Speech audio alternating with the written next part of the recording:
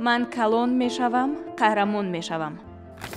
این گیمنی بچه های تاجیک بود. من کلان میشم، قهرمان میشم.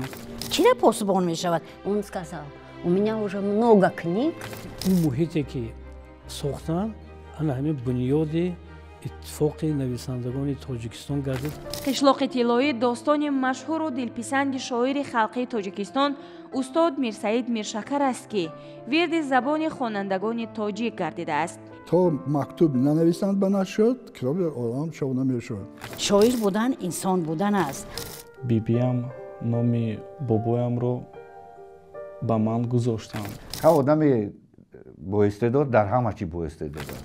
زیبالا لبلبی جوبار دیدم که آمد سیبکی سرخ دویدم به استقبالش بگرفتم من او را عجب سیبی خوش طعمی زیبا.